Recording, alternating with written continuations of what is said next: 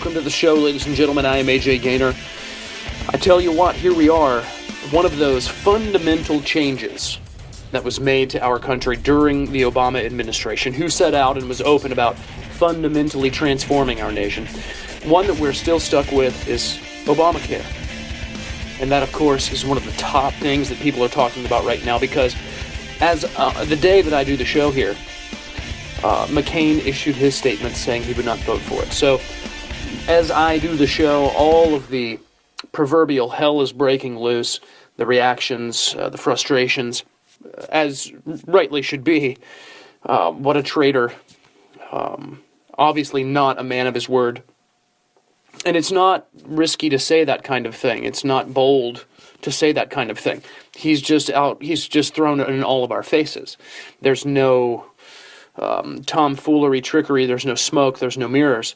It's just right in our faces. He's going to say no to the very thing that he campaigned on and is on video and audio, stressing the importance of getting rid of Obamacare, calling it sleazy.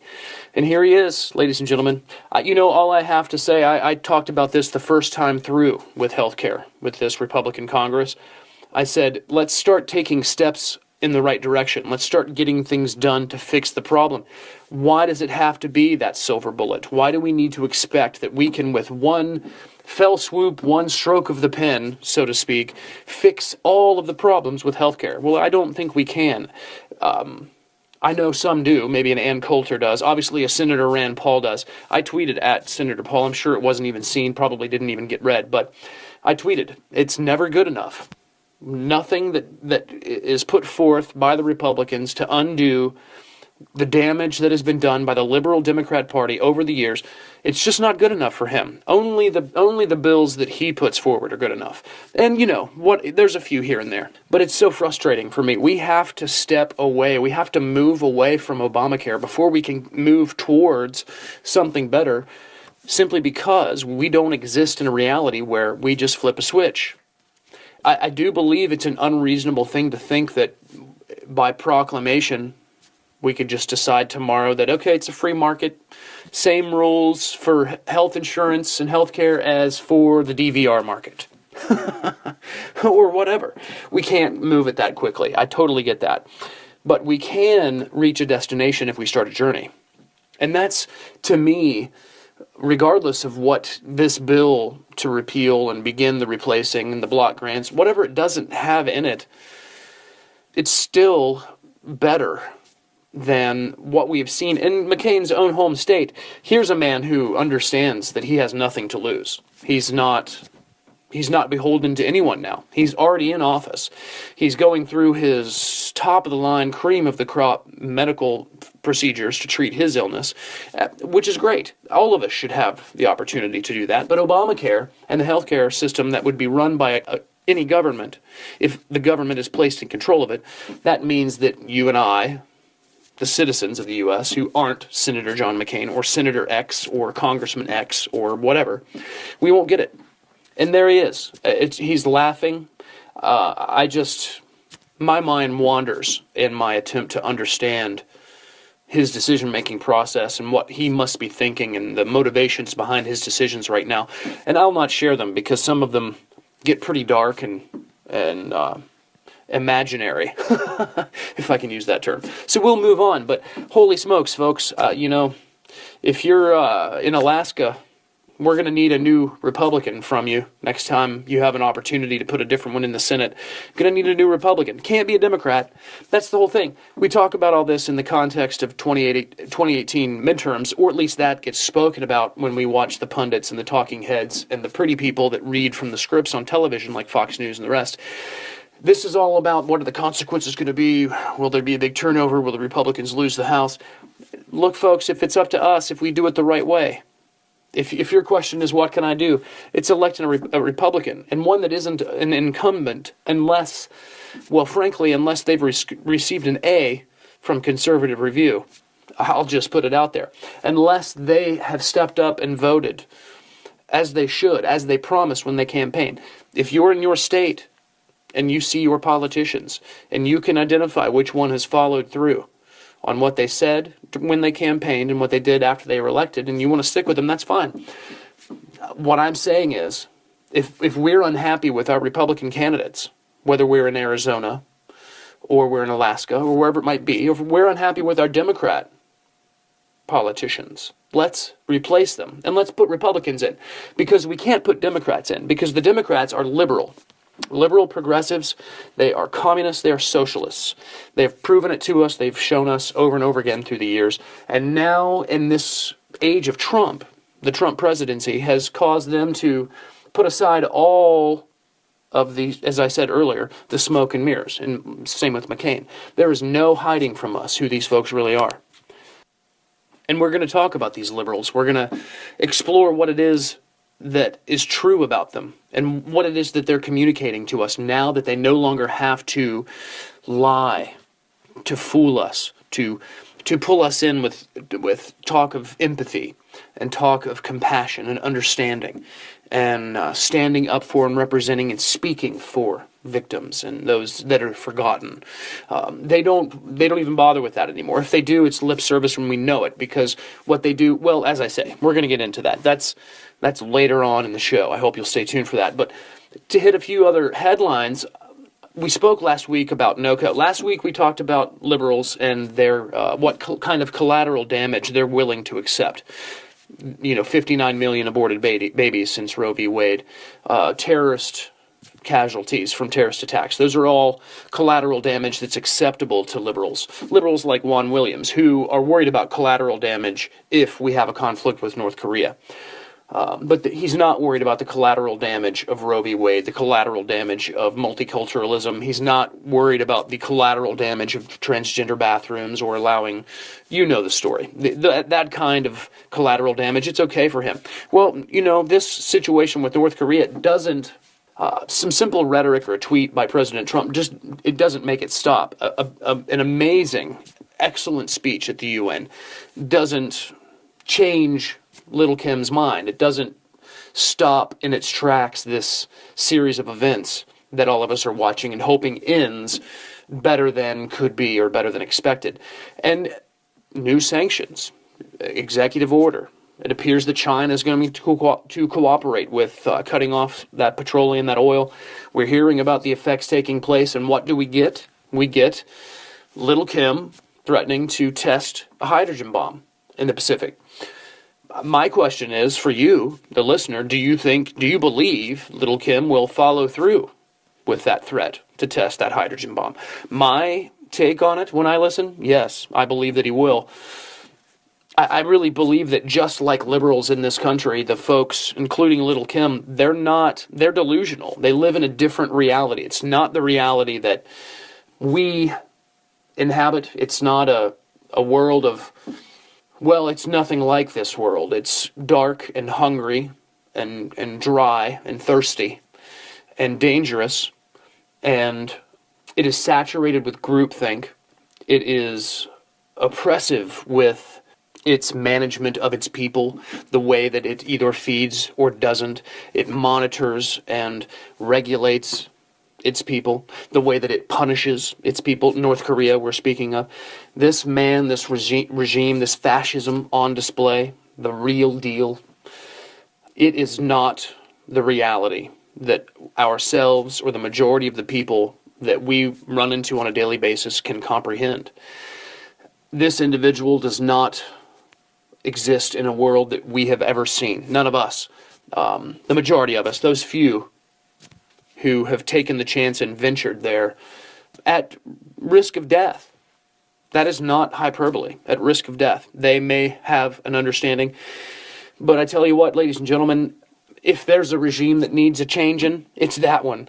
And we've had our situations and our police actions and our activities in the Middle East and elsewhere, and going back through the decades, back to North Korea once again, Vietnam, regime change, resisting or overthrowing fascism, communism, those kinds of things. We spent a period of time here in the U.S. looking at that as an antique model for foreign policy. And I would suggest that what we see with Iran, Venezuela, Cuba, North Korea, ISIS, is a reason for us to start to begin again to think about what level of action should we be taking around the globe to prevent this kind of, nuclear standoff that we are currently in with North Korea. Does it warrant us taking action sooner than later? Does it warrant us being called the aggressor? Does it warrant us maybe creating new enemies because we have decided that we will not allow someone like Little Kim to grow to a level where they threaten the globe? It's an interesting question. We'll be back with more. Stay tuned. This is Blowin Smoke right here on the Talk America Radio Network.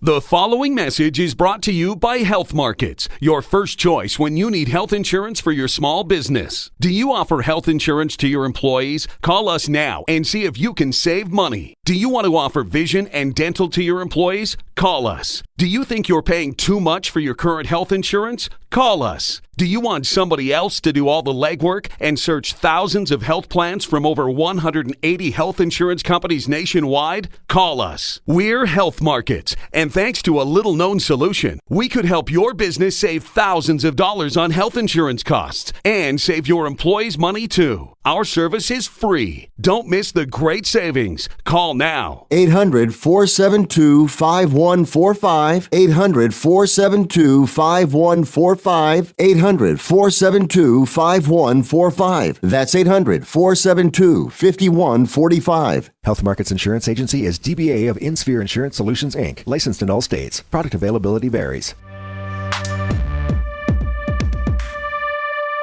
Let's dance.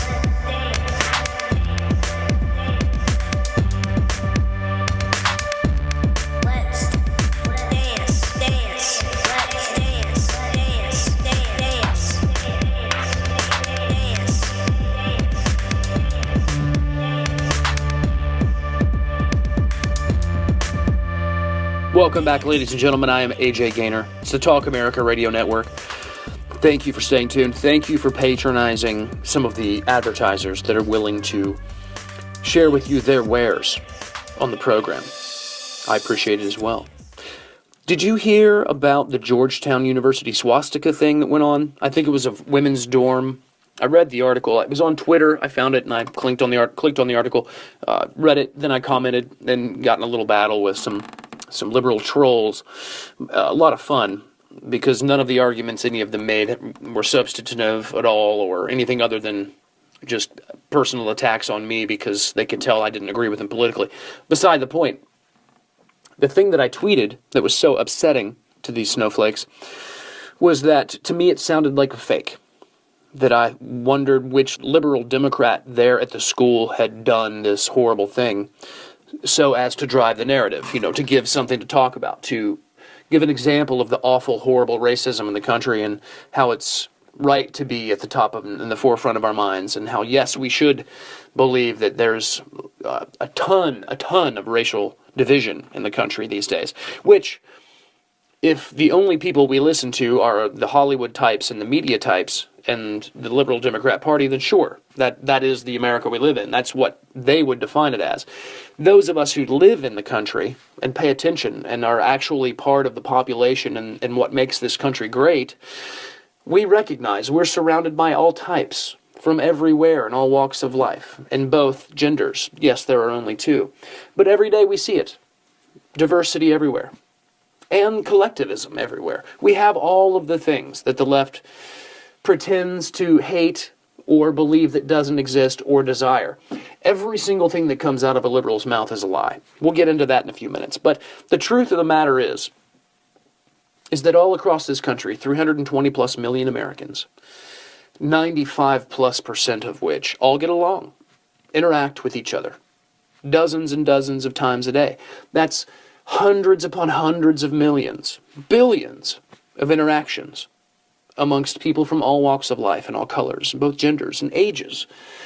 Financial stratospheres, all of the above. We interact with one another every day in all kinds of different ways. That's what we know, we the people. That's what we know.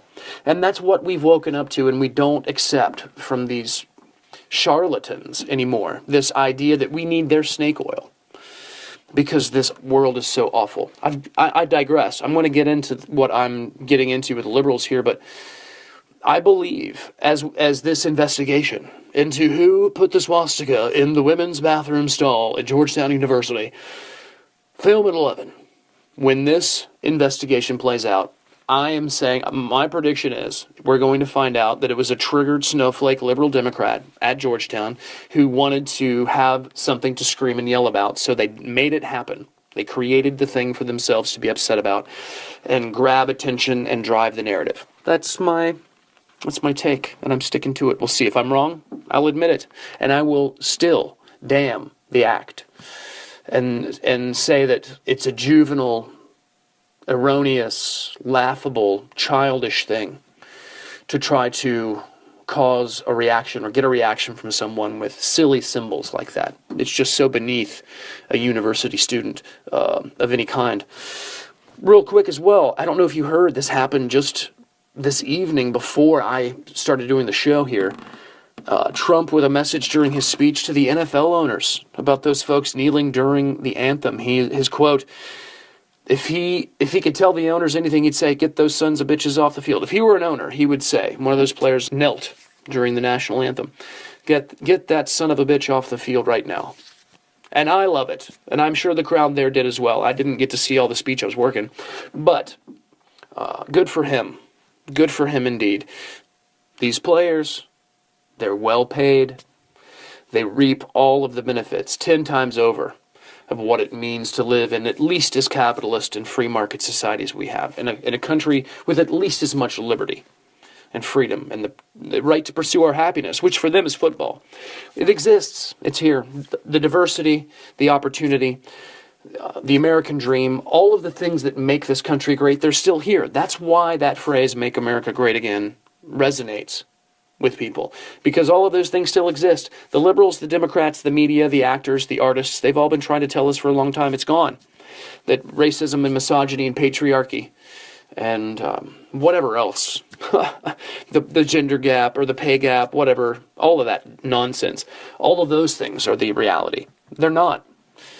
The amazing diversity and opportunity in this country is the reality. And the NFL proves that. And these idiot players show that whatever GPA is listed as their college GPA for their college stats, it's obviously been elevated and been faked. Absolutely.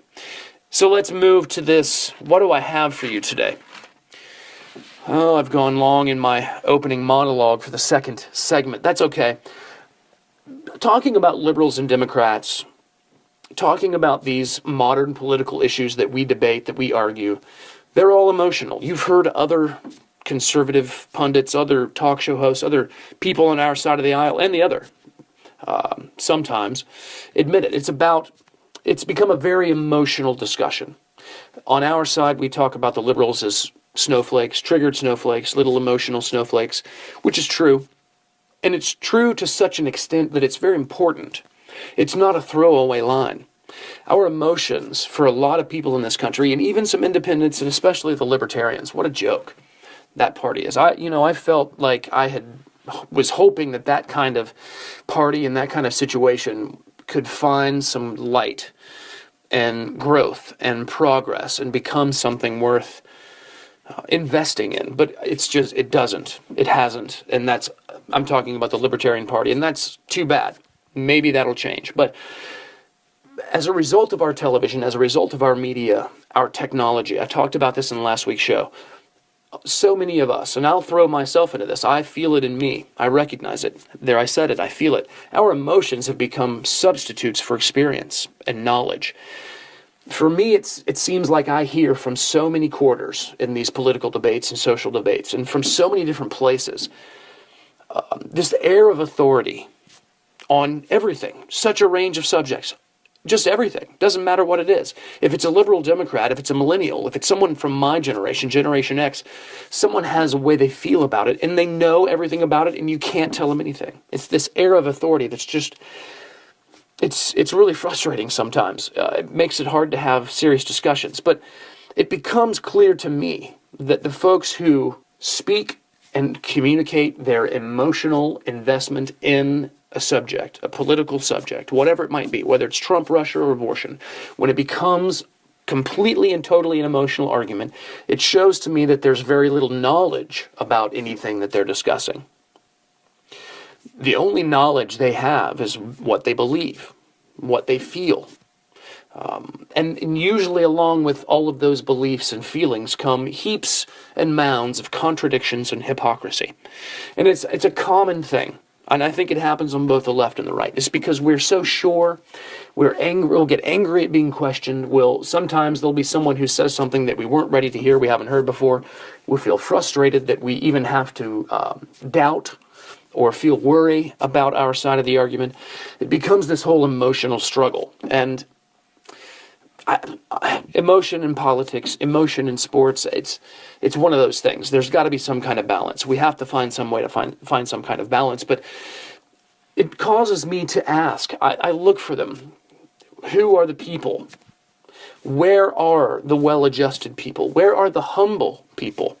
Where are the open-minded, thinking people? The self-aware, but still balanced. The people out there whom, I must use the word whom, because I don't know who they are. Whom is the neighbor, the fellow citizen, the elder, or who is my colleague out there who wants or seeks open discussion on anything, on any subject?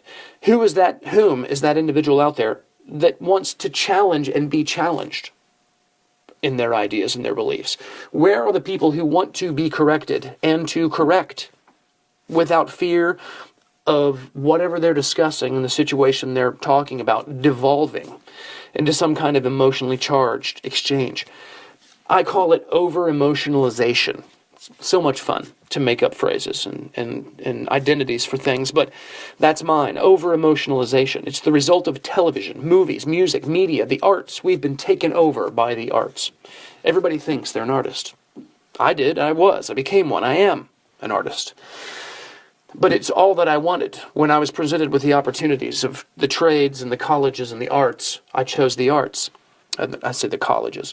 You know what I mean. The studies, the sciences. That's what I should have said. But what has happened is our televisions and our movies, our music, our media, our arts have presented us with this idea of cool. And what is cool? And so what has been created is this desire and this striving to be cool first. And whatever it is that you find yourself doing, it becomes second. Actually is dependent on the coolness.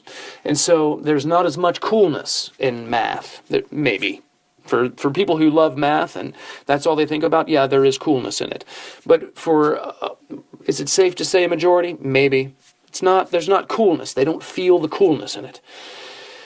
But the entertainment media aspects of our evolution have overtaken our experiencing and getting input from real events around us, real life around us, reality.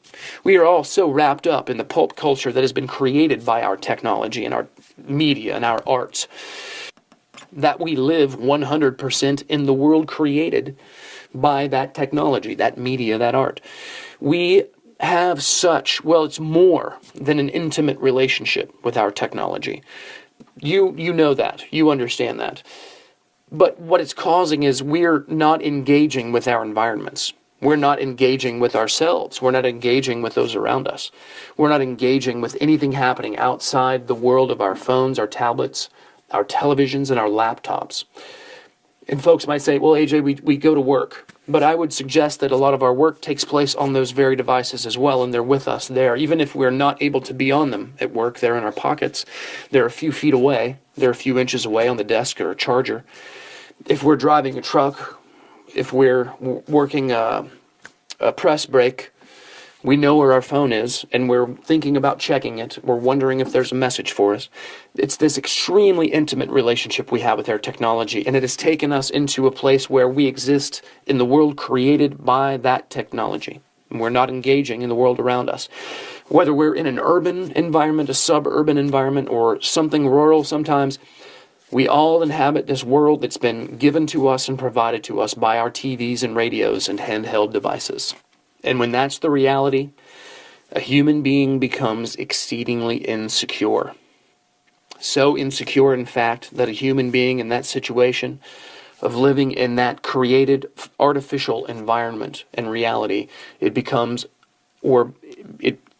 to a near state of panic, constant panic, living in a state of panic. I've gone long in this segment. I gotta go.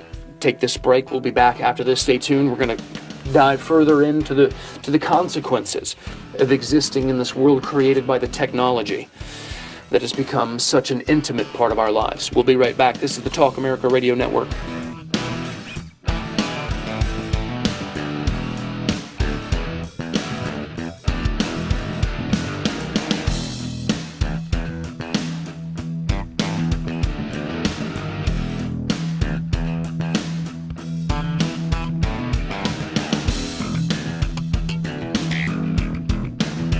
Are you tired of paying high prices for TV channels you don't watch? Of course you are. You want to watch and pay for the channels you like. Now you can take back control of your TV with Dish's Flex Pack. Get over 50 of America's favorite channels for just $39.99 per month, and then add the channel packs that you want. And your TV price won't go up for 2 years, guaranteed. Plus, when you call today, you'll get free standard installation in up to 6 rooms and a free HD DVR upgrade. Need more channels? Dish offers loaded channel lineups from $54.99 per month, featuring over 190 channels, and HBO is included for a full year. And for a limited time, GoDish will give you a $100 prepaid Visa card when you sign up and mention offer code GIFT100. Call now, 800-795-5573, 800-795-5573, 800-795-5573. Packages, prices, and promotions subject to change. Gift card courtesy of GoDish.com. Call for details.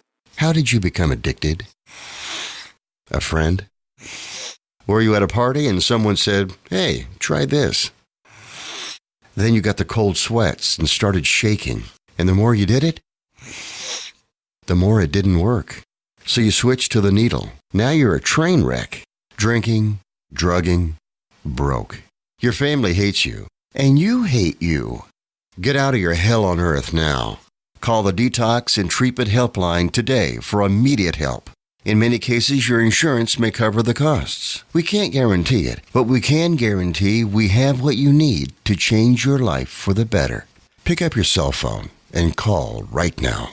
800-287-7891, 800-287-7891, 800-287-7891. That's 800-287-7891.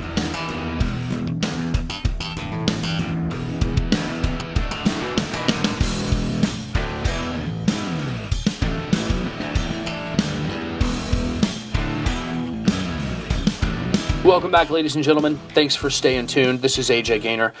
We left off last segment talking about over-emotionalization and how that has been caused by our televisions, our technology, that has become such an intimate part of our everyday lives. Everything, from our medication to our home security, every aspect of our daily lives has some kind of seat or home in our technology. The phone that we carry in our pocket, the tablet, the laptop, or all of the above. More than that. And what I suggested is, as I have said many times on the show, is that we end up existing in this world that's created by that technology and the people pulling the levers. And what I'm suggesting in this show today is that when we become so immersed in that world created, that pulp culture created by our technology, by our media, by our artists, whether they be actors or painters or musicians, when we are immersed in that false reality, that created artificial reality, a human being that is for that long and at that level out of touch with its surroundings and the world it inhabits, its environment and its reality, it becomes insecure. I am putting forth that it becomes so insecure that it's in a near state of constant panic. I think that's what is explained to us with 1984 by George Orwell, where we see that 2-minute hate. We see the kind of social, I want to use the word miasma that's there. It's to keep people in a state of panic, a roller coaster of emotions where they're dependent on the authority figures, the experts, the people in charge, to calm them and to soothe them and to solve the problems for them. That is what is attempting to be created here in our world. They're following that blueprint. And it's working quite well because our phones are wonderful things. Our tablets are amazing. Laptops, all of this, it's phenomenal. There's a whole other show in the role that the internet and social media and the freedom of information plays in our politics and in our modern age. That is a different show. But what I'm suggesting today is that there are so many of us in this country, especially in the younger generations, from the Generation X down in age, that don't exist in the same reality or live on the same planet that you and I do, because they exist completely immersed in the world created by the technology that they have such an intimate part of their lives with. And it has caused this state of panic. And we see that panic play out when someone draws a swastika in a women's bathroom in Georgetown University. Panic. Safe space is needed. We see that when a Ben Shapiro visits to make a speech. We see it when an Ann Coulter or Milo Yiannopoulos. We see that in response to a healthcare bill. We see that in response to a president's tweet. We see that in response to every single thing that is deemed newsworthy in the artificial reality of the media and the arts. We see this panicky, reactionary, emotionally charged event from triggered liberals, and sometimes from triggered conservatives as well. But I believe we witness this in our liberal Democrats the most. Whether it's Maxine Waters on down, Wasserman Schultz on down, we see that panicky existence. But the world that they have been taught that they live in, and the world that the liberal Democrat activists, Antifa, the voter, all of them, the world that they've been taught that they live in is so threatening, so unfair, so unlivable, that we see them become violent. We see them become hateful, unreasonable people. We see them want vengeance and revenge. And we see them call it justice, ladies and gentlemen. Liberal Dems have become open and honest in their hatred for their political opponents. You and me. Liberal Democrats and the people who vote, but they've become angry and hateful towards the people who vote for their political opponents. You recognize nowadays that if you, like I, am a Trump voter, then you're the enemy. We're to be punched and beaten up and oppressed and thrown in jail and fined and destroyed. Liberal Dems have become open and honest in their hatred, their desire for vengeance and revenge against their political opponents. It's out in the open, and they call it justice. The liberal definition of justice is what? The behavior of Antifa. That's what I say. That's my opinion. The behavior of BLM, dead cops. That's liberal justice. Liberal justice is 59 million aborted babies since Roe v. Wade. That's liberal justice, ladies and gentlemen. Liberal justice is jailing climate deniers. For liberal Democrats, for some of them anyway, that's justice. Liberal justice is destroying small businesses because they refuse to bake the cake. That's justice for a liberal in this country these days. Liberal justice is grown men in the little girl's bathroom. Liberal justice. It's Obamacare. Or nowadays, right, the most popular politician in the country, Bernie Sanders, single payer. The government, the complete 100% total takeover of healthcare by our government. You know what I think we should call that? Bernie payer. Instead of single payer, call it Bernie payer. That's what I say. That's liberal justice. You know what else is liberal justice? Droning U.S. citizens. Remember during the Obama administration? That's liberal justice. No big deal. No due process. Launch the missile. Liberal justice is fighting against free speech. These days, absolutely it is.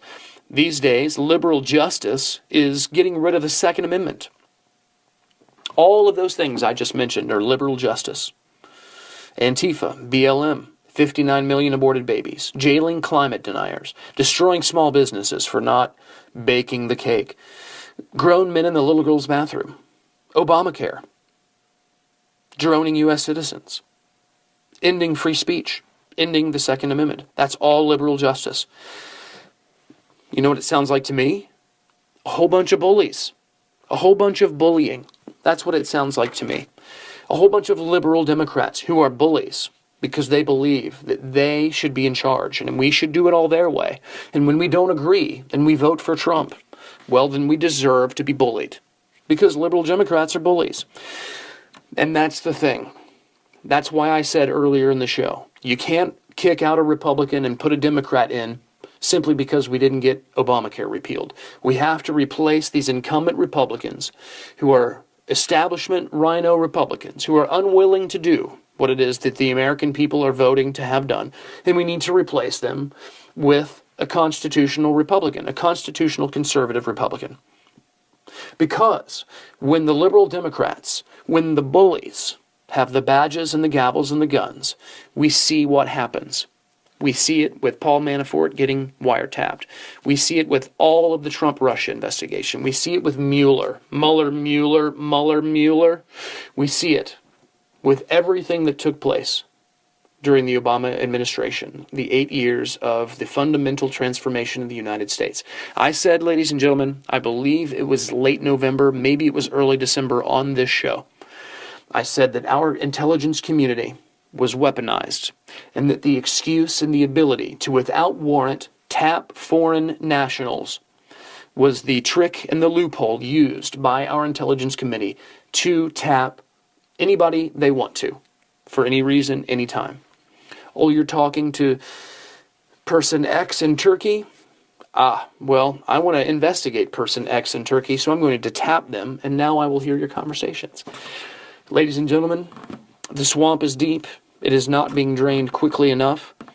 It is time in 2018 to change the team. In 2018, we changed the team. See, I can come up with catchphrases for campaigns. I should work for the RNC. In 2018, we changed the team. And we start to get things done for you and me. The people, the folks, the American people, we the people who are going to the polls and showing up and saying no to fascism the civilized way by keeping Democrats from getting office. We the people who are going to the polls and keeping tyranny from gaining office by voting against Democrats. That's what we need to continue to do. I'm going to take another short break here, and when I come back, I've got a question for our liberal Democrat friends. I've got something to say to them. The folks who get on Twitter and praise Kim Jong-un and believe that he's a better leader than President Trump. The people who get on Twitter and talk about jailing climate deniers. The people who get on Twitter and say that violence is necessary. The people who get on Twitter and say that we need to end free speech. I have a message for all of those people, and it'll be right after this. Stay tuned. This is the Talk America Radio Network.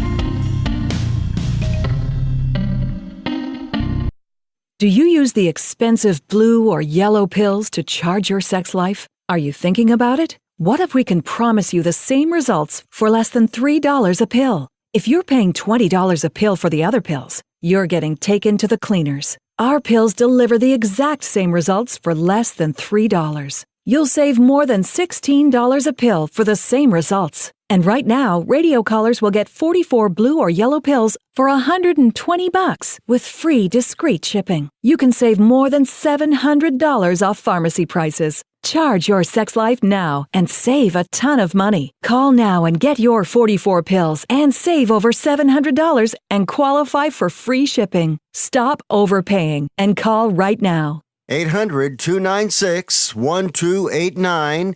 800-296-1289. 800-296-1289. That's 800-296-1289. Are you tired of paying high prices for TV channels you don't watch? Of course you are. You want to watch and pay for the channels you like. Now you can take back control of your TV with Dish's Flex Pack. Get over 50 of America's favorite channels for just $39.99 per month, and then add the channel packs that you want. And your TV price won't go up for 2 years, guaranteed. Plus, when you call today, you'll get free standard installation in up to 6 rooms and a free HD DVR upgrade. Need more channels? Dish offers loaded channel lineups from $54.99 per month, featuring over 190 channels, and HBO is included for a full year. And for a limited time, GoDish will give you a $100 prepaid Visa card when you sign up and mention offer code GIFT100. Call now, 800-795-5573, 800-795-5573, 800-795-5573. Packages, prices, and promotions subject to change. Gift card courtesy of GoDish.com. Call for details.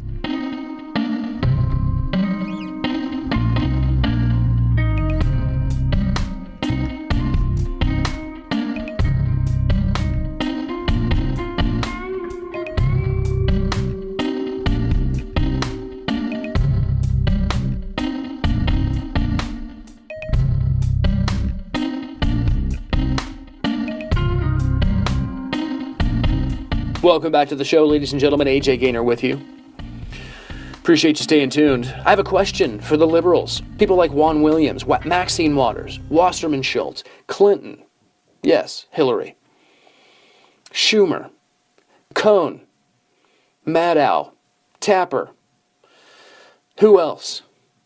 The liberal Democrat who goes on Twitter and behaves in a manner or suggests that they have more admiration for little Kimmy over in North Korea than our own president, Chelsea Handler. Those kinds of folks. I have something for you. This is for you. I have a question for you. Who do you think that you are? Who is it that you think that you are? I said earlier in the show that folks' emotions have replaced their knowledge and experience. That's exactly what I think. When I think of someone like a Chelsea Handler, someone who has a bunch of emotions and feely ways about stuff and knows absolutely nothing about anything and has no connection to reality. But who does she think she is? Are we, ladies and gentlemen, are you and me, are we all supposed to believe that through all of the ages, the epochs, the generations, we are to believe that someone like a Chelsea Handler or Rachel Maddow, they're the ones who figured it all out? They've made all the connections. They've made contact with Gaia, ladies and gentlemen. Chelsea, what are you, the 23rd billionth human being on the planet? Maybe the numbers, that'd be something interesting to Google. How many total humans do we believe have ever lived? Well, what number am I? What number are you, Chelsea? What number are you, Maxine Waters? Yet it's all been distilled down into perfection in the form of you. The modern liberal Democrat. If only, random modern liberal Democrat, if only you could rule for a day, then we'd all see, because you've got such a big heart and a breadth of experience. And really, if everyone just listened to what you have to say, so much could be avoided. Because it's about the polar bears, ladies and gentlemen, and the African lions and the elephants. That's what it's all about. Oh, and pet farms and hurricanes. Oh, and mentally ill transgenders, and oppressed women and homosexuals. That's really what life's about. Oh, and the right to kill babies in the womb. That's really the kind of fundamental stuff that determines our future on the planet. And, well, the new thing, accentuating the identity of everyone. Every little difference, every little nuance that might cause us to separate from our neighbor. You, the liberal modern Democrat, must put a magnifying glass over it, and then shout what you see into a megaphone. Preaching all the while about the collective, yet still loudly and openly working to divide us all. You, Chelsea Handler, you, Rachel Maddow, you, Sally Cohn, you are all the emperor with no clothes. Myopic, pampered, spoiled even, self-absorbed, self-righteous, narcissistic, a bit nihilistic, and thoroughly convinced that you know everything. And you've shown that you're willing to either be violent or support violence to prove it, all the while making comments like, love trumps hate, and we should never be violent. But as soon as someone brings up the term Nazi or white supremacist, well, all bets are off. Well, let me tell you why the bets are still on. Because in this country, whether we like what someone believes in or stands for or not, they have a right to believe it and stand for it. The trick is marginalizing someone with those kinds of extreme beliefs. If someone steps up and starts spewing white supremacist remarks and beliefs and ideologies, you leave. You make sure everybody else knows that that's someone you don't hire, you don't listen to, you don't speak to, you don't give change to if they're on the corner begging. You ostracize them, you set them apart, you belittle them, and you make them small. As people and as a movement. You don't blast them all over the 10 o'clock news and the 24-hour news channels. You don't interview each of them to find out just what it is that they have to say. You marginalize them. You make them unimportant and ineffective. You cause them to become feckless. And that's exactly what we have to do with you liberal Democrats and the Democrat Party, the party of slavery, the party of the KKK. We have to marginalize you and cause you to become feckless. We have to remove your influence from the world that we live in here in this amazing country called the United States. And we're going to do that through the ballot box.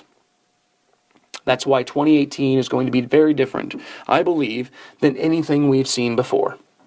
And if I'm wrong, then let's all be worried together. Because what we need is the removal of the influence and the ability of the Democrat Party to affect anything at any level in this country. Ladies and gentlemen, these days the left is willing to be violent to prove that they're right, to prove that they should be the ones in charge. And really, that's probably the best way to put it. They're willing to do whatever it takes to win. And they've shown with Antifa, BLM, these things that have gone on since Trump's election, they have shown that they're willing to be violent to try to take the power back. Rage Against the Machine lyric. Weird.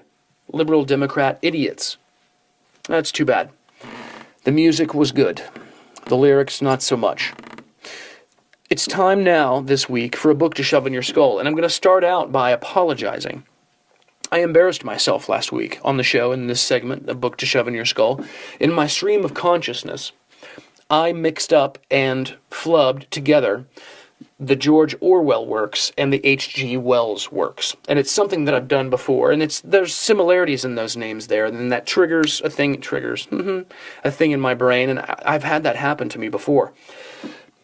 Of course, In the Days of the Comet by H.G. Wells is a completely different author and book and not part of anything that happens with George Orwell. And last week, the mix-up that I made was hearing that seeming devotion or adoration for socialism that I heard in the book, In the Days of the Comet. That's the true part, H.G. Wells' seeming adoration for socialism. The untrue part is that it has any connection whatsoever with George Orwell. So I apologize for that. What is true is the book In the Days of the Comet by H.G. Wells. Well worth your time. It's a short read. It's a beach read. Maybe it's a train read. Who knows? Maybe it's a sitting at the truck stop during your time off read. I would recommend it. This week's book to shove in your skull, I'm going kind of in a different direction. I haven't done a book like this, or at least from this genre, in a long time. I'm going with Anne Rice, but it's not a vampire book. It's called The Witching Hour. And it's a wonderful tome, if I may. I've read this twice now, I believe. It might even be 3 times. This is one of those, if you are a horror reader, then you'll love this. If you haven't gotten into Anne Rice as a horror reader, she's one that you should definitely check out. And I would say start with this one. This one takes place or set in New Orleans, and that's where Anne Rice lives. I lived down in that region on the Gulf Coast for almost 14 years, and a little more than half of that, maybe about half of that, I was in the Mandeville-Covington area on the North Shore there, North Shore, Lake Pontchartrain, and drove by her house, Miss Rice's house, a few times, and I have read a ton of her books. Big fan of the Vampire Chronicles.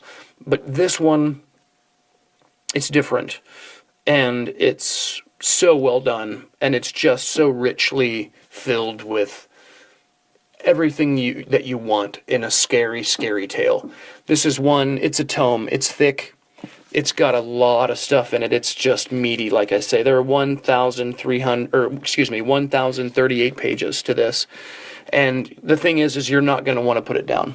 It's about a family that's lived in the region there in New Orleans, and what is discovered as this family transitions from that kind of colonial time period to the more modern era, and what the modern world does and opens up and exposes to the younger members of the family. Boy, it's hard to explain without giving too much away.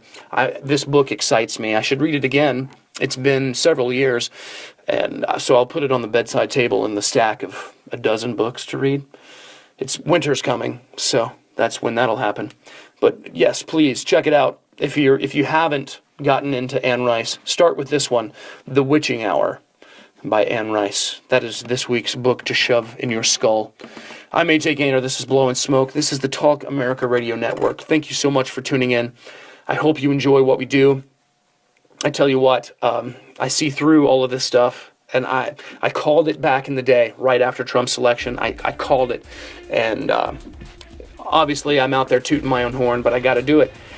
These folks in our departments of intelligence in our intelligence community in Washington, they've got a lot of power. And what we're learning is that it, for the most part, goes unchecked. And that's a scary thing. I hope we're all paying closer attention as a result of what we're learning. As a result of putting in the man we put in to drain the swamp and to make the kind of changes we wanted to be made to this country. Not the kind of changes that the liberal Democrats in the form of Obama and his administration wanted to make for his 8 years. We'll be back next week with another episode. In the meantime, stay safe and bye, Earth.